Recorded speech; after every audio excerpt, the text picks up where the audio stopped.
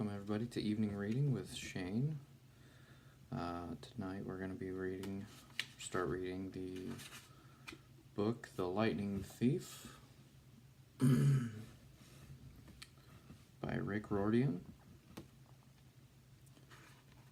And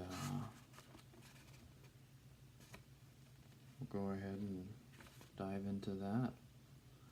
Copyright is 2005 by Rick Riordan and published by Disney.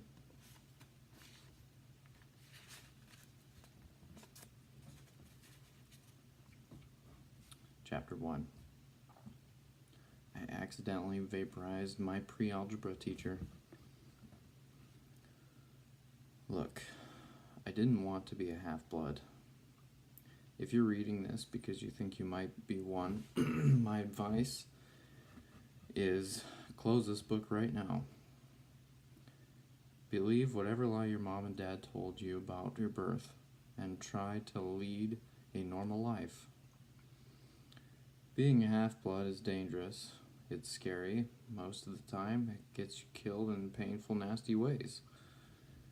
If you're a normal kid reading this because you think it's fiction, great. Read on. I envy you for being able to believe that none of this ever happened. But if you recognize yourself in these pages, if you feel something stirring inside, stop reading immediately. You might be one of us. And once you know that, it's only a matter of time before they sense it too. And they'll come for you. Don't say I didn't warn you. My name is Percy Jackson. I'm 12 years old. Until a few months ago, I was a boarding student at Yancey Academy, a private school for troubled kids in upstate New York. Am I a troubled kid, though? Yeah, you could say that. I could start at any point in my short, miserable life to prove it, but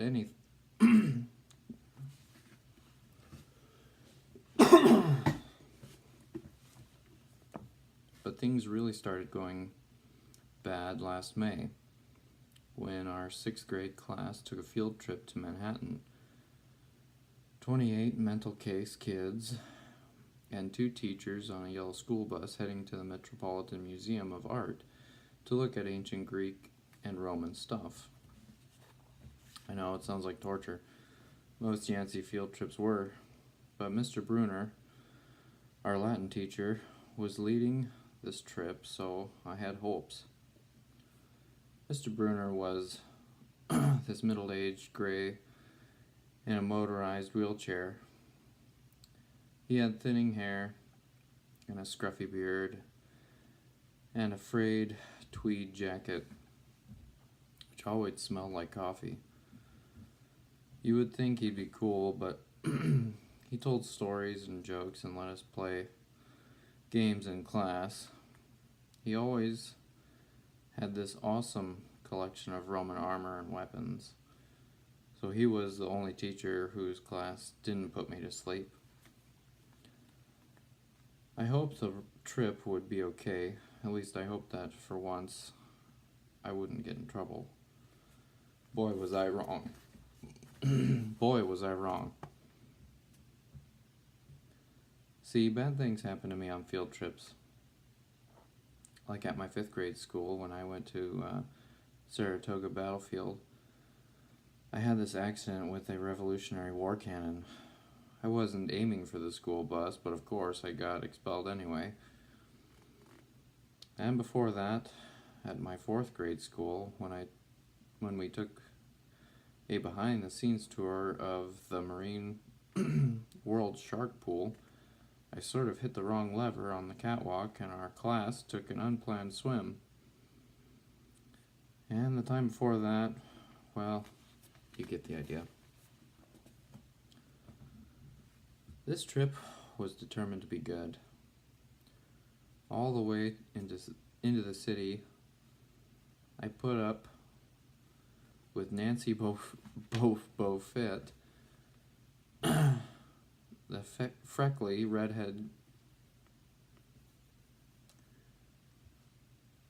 clamp-tomatic girl hitting my best friend Grover over the back of the head with clunks of peanut butter and ketchup sandwich. Grover was an easy target. He was scrawny. He cried when he got frustrated. We must have been held back several grades because he was the only sixth grader that, with acne and the start of a wispy beard on his chin. On top of all that, he was crippled. He had a note excusing him from PE for the rest of his life because he had some kind of muscular disease in his legs. He walked funny, like every step hurt, but don't let that fool you.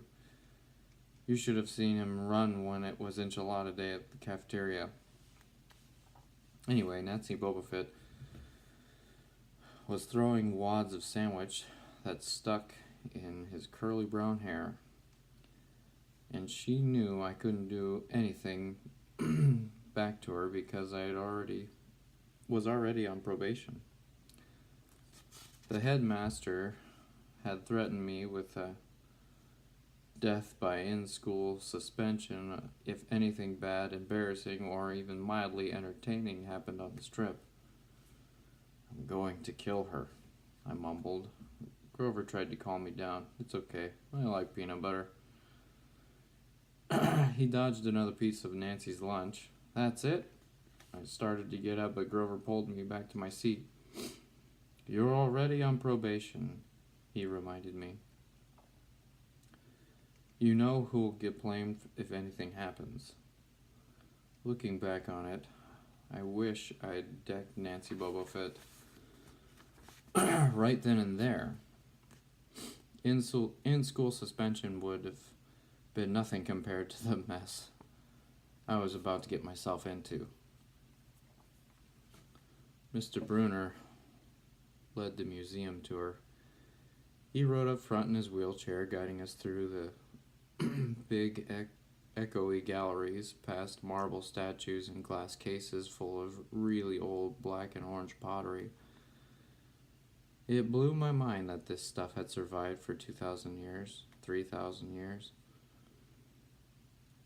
He gathered us around a 13-foot tall stone column with a big sphinx on the top.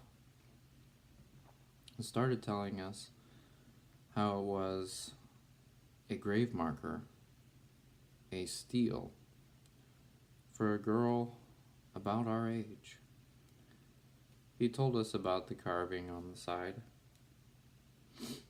I was trying to listen to what he had to say because it was kind of interesting, but everybody around me was talking, and every time I told them to shut up, the other teacher, chaperone, Mrs. Dodds, would give me the evil eye. Mrs. Dodds was this little math teacher from Georgia who always wore a black leather jacket even though she was 50 years old.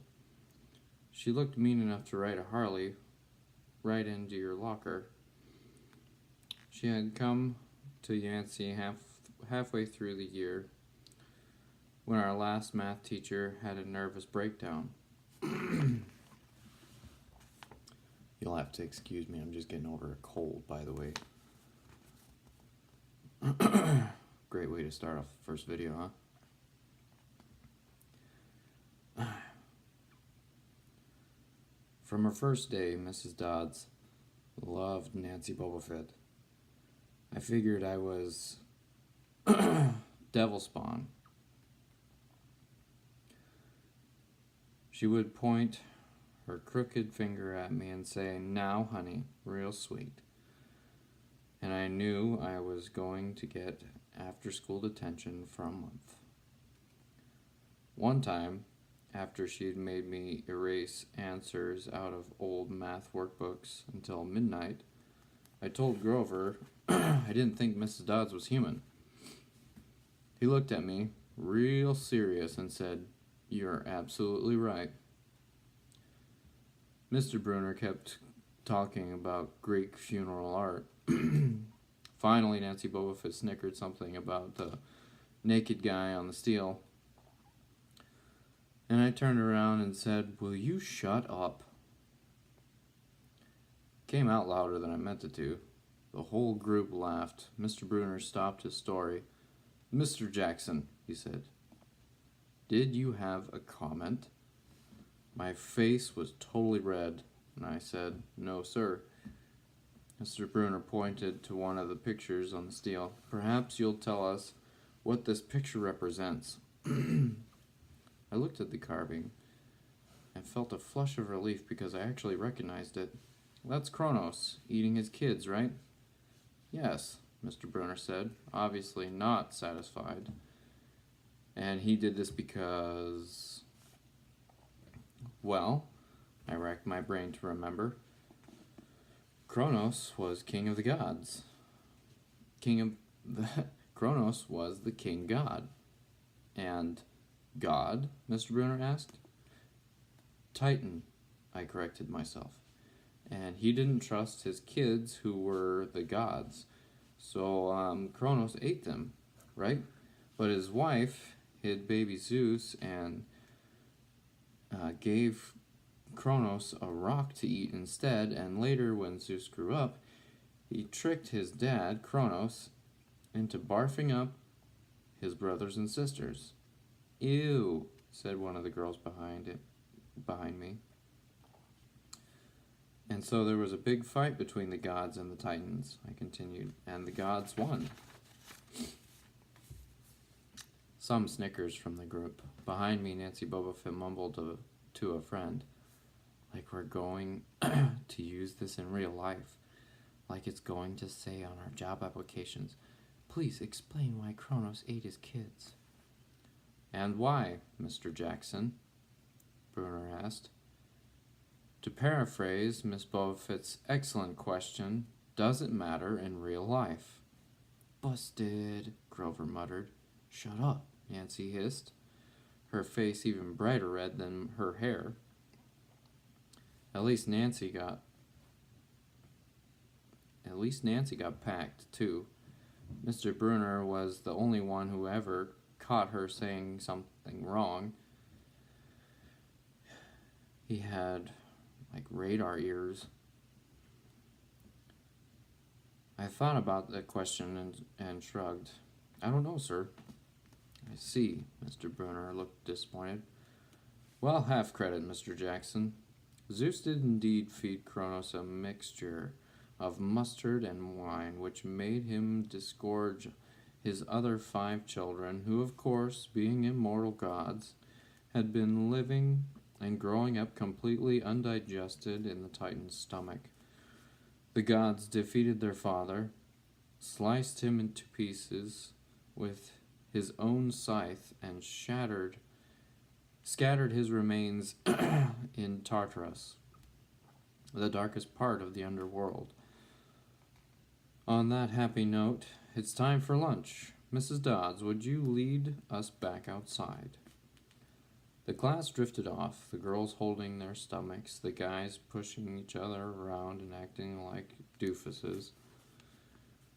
Grover and I were about to follow when Mr. Bruner said, "Mr. Jackson." I knew that was coming. I also apologize for my horrible reading, which eventually, throughout these videos, will hopefully get better. I told Grover to keep going. Then I turned towards Mr. Bruner. "Sir?"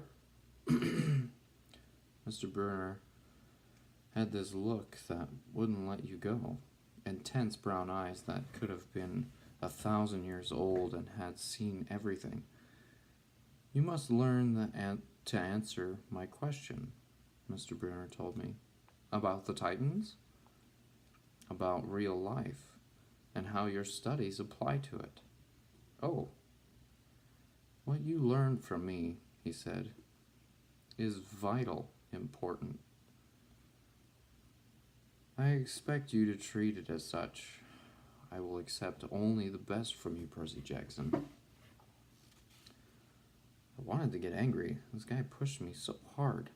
I mean, sure, it was kind of cool on tournament days when he dressed up in a suit of Roman armor and shouted, "What ho!"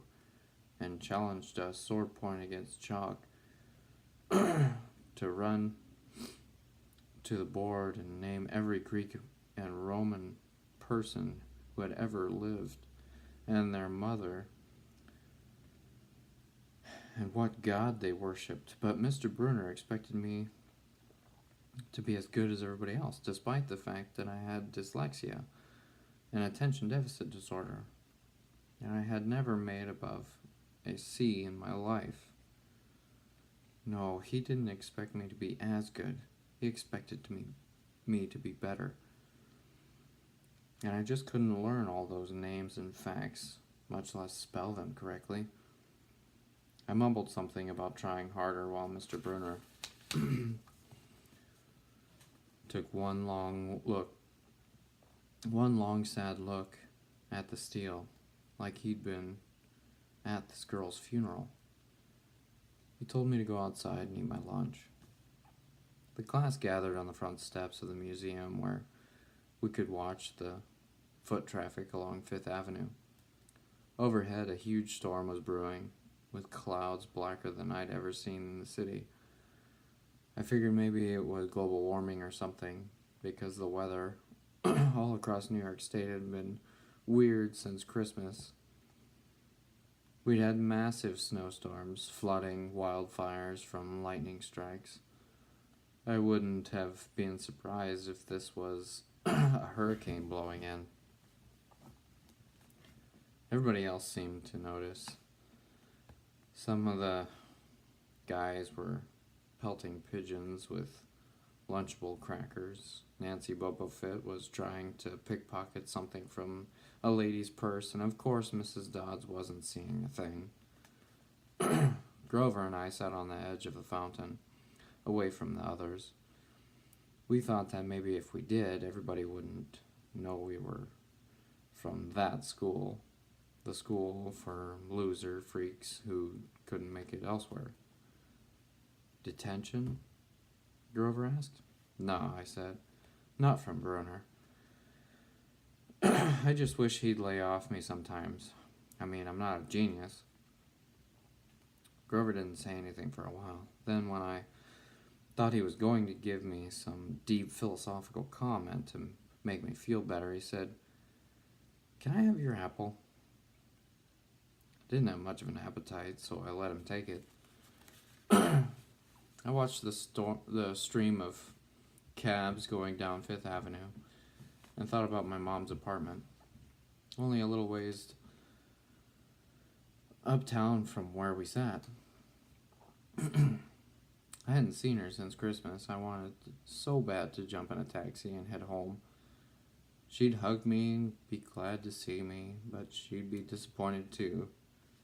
She'd send me right back to Yancey, remind me that I had to try harder, and even if this was my 6th school in 6 years, I was probably going to be kicked out again.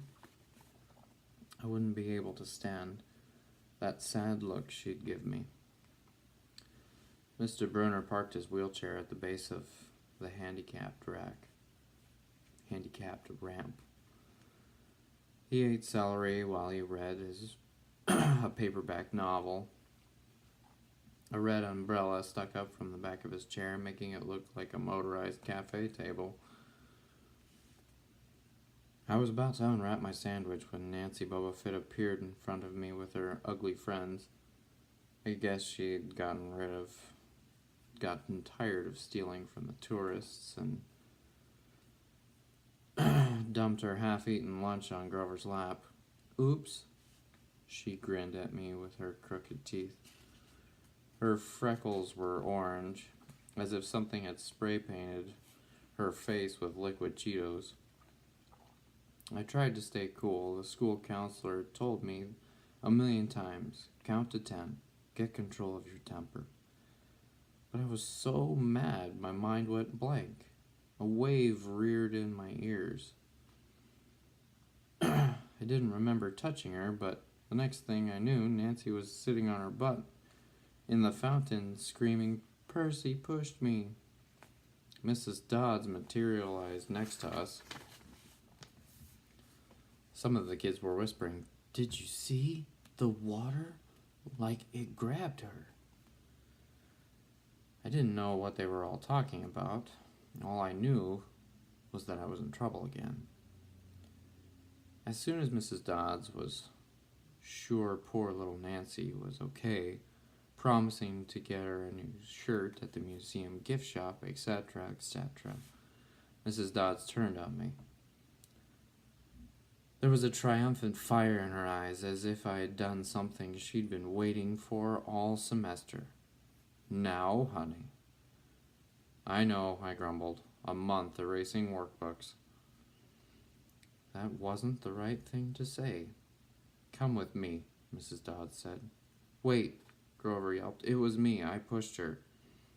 I stared at him, stunned. I couldn't believe he was trying to cover for me. Mrs. Dodds scared Grover to death. She glared at him so hard with whiskery chin trembles. "I don't think so, Mr. Underwood," she said. "But you will stay here." Grover looked at me desperately. "It's okay, man," I told him. "Thanks for trying." "Honey," Mrs. Dodds barked at me. "Now." "Nancy," Boba Fett smirked. I gave her my deluxe "I'll kill you later" stare.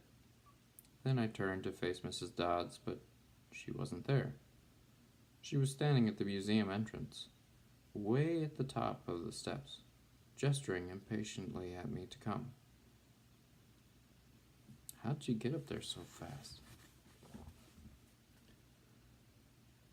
I have moments like that a lot.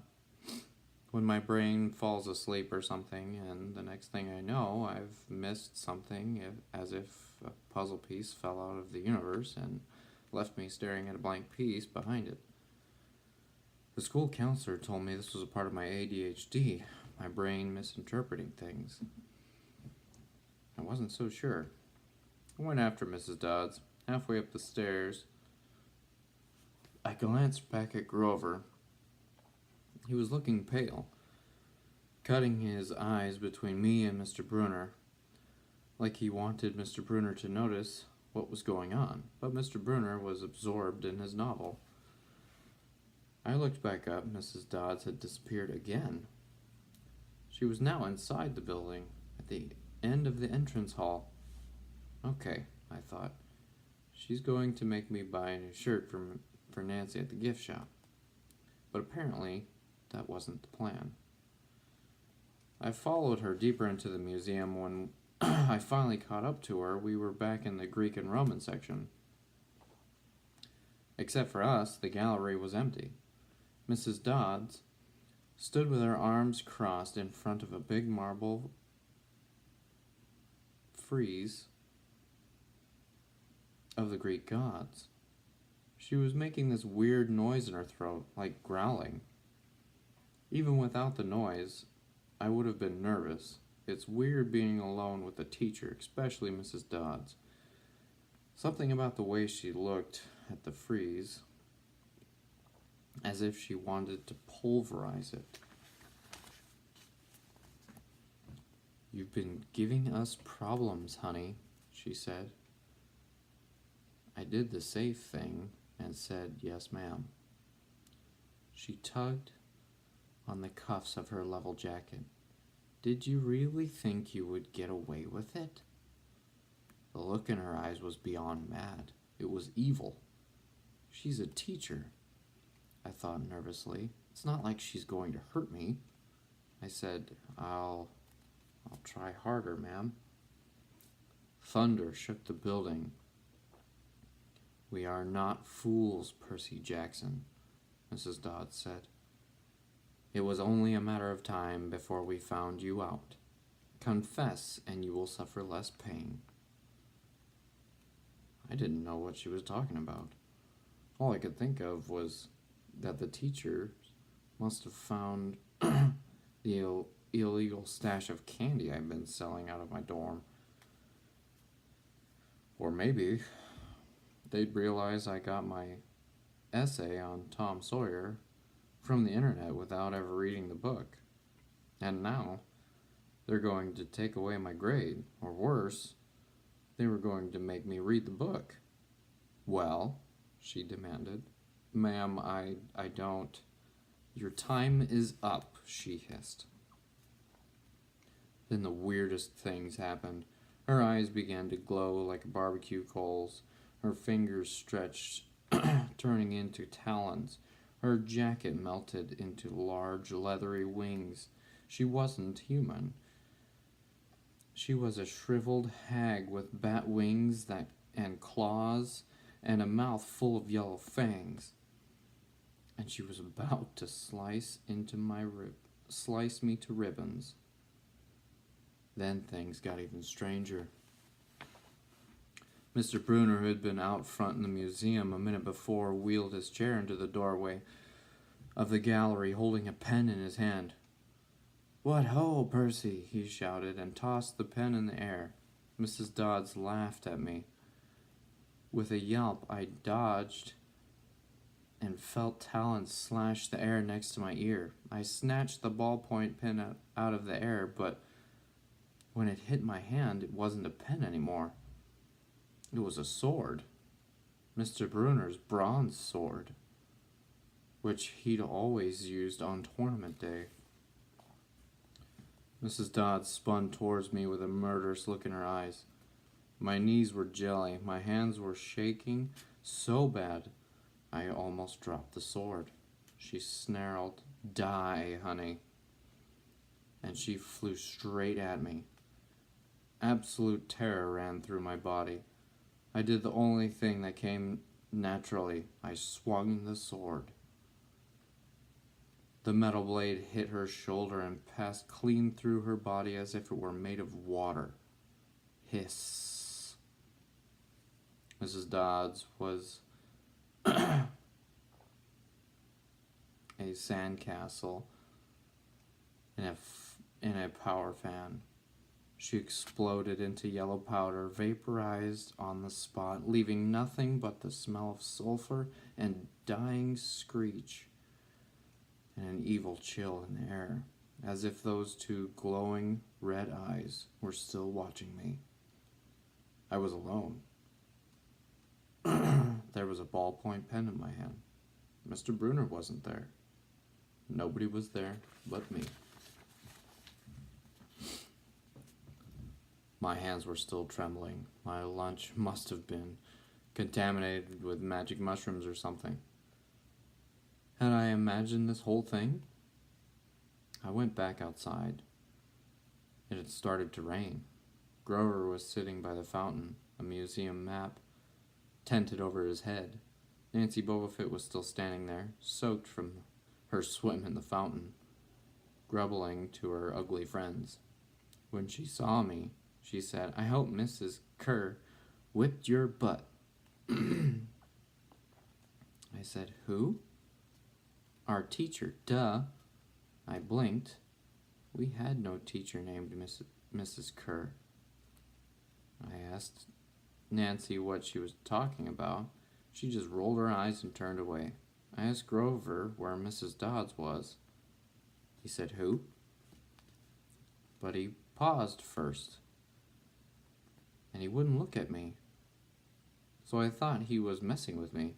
"Not funny, man," I told him. "This is serious." Thunder boomed overhead. I saw Mr. Bruner sitting under his red umbrella reading his book as if he'd never moved. I went to him. He looked up, a little distracted. That would be my pen. Please bring your own writing utensils in the future, Mr. Jackson." I handed Mr. Bruner his pen. I hadn't even realized I was still holding it. "Sir," I said, "where's Mrs. Dodds?" He stared at me blankly. "Who?" "The other chaperone, Mrs. Dodds, the pre-algebra teacher." He frowned and sat forward, looking mildly concerned. Percy, there is no Mrs. Dodds on this trip. As far as I know, there never has been a Mrs. Dodds at Yancey Academy. Are you feeling all right? That concludes Chapter 1. Tune in next time for Chapter 2. We'll try to make this a regular thing every week. Thanks for watching or listening. You guys have a good day.